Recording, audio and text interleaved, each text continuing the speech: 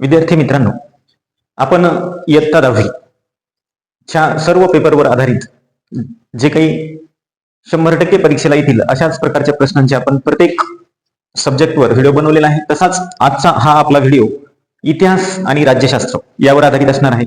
मोजकेच प्रश्न यामध्ये आपण दिलेले आहेत, त्यापैकी 100% तुम्हाला यापैकीच आलेले दिसतील. म्हणून फक्त हाच अभ्यास जरी करून गेलात तरी तुम्हाला 40 पैकी 40 पडू शकतात. म्हणून हा व्हिडिओ पूर्ण पाहण्याचा प्रयत्न करा, कुठेही स्किप करू नका, कारण तुमच्यासाठी हा खूप महत्त्वाचा व्हिडिओ आहे.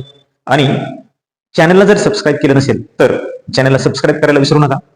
तर यामध्ये आपला पहिला प्रश्न असतो की विधाने पूर्ण करा. त्यामध्ये आपण पहिला प्रश्न घेतलेला आहे की आर्किओलॉजी ऑफ नॉलेज हा ग्रंथ कोणी लिहिला, तर त्याचं उत्तर आहे मायकेल फुको. त्याच्यानंतर दुसरा आहे आधुनिक इतिहास लेखनाचा जनक यास म्हणता येईल, कोण आहे तो, तर तो आहे व्हॉल्टेअर. त्याच्यानंतर भारतीय पुरातत्व सर्वेक्षण खात्याचे हे पहिले संचालक होत, कोणी, अलेक्झांडर कॅनिंगहॅम. शीतोपदेश या संस्कृत ग्रंथाचा जर्मन भाषेत अनुवाद फ्रेडरिक मॅक्स मिलर यांनी केला. स्त्री पुरुष तुलना हे पुस्तक ताराबाई शिंदे यांनी लिहिलेलं आहे. जगातील सर्वात प्राचीन संग्रहालय ऊर या शहराचे उत्खनन करताना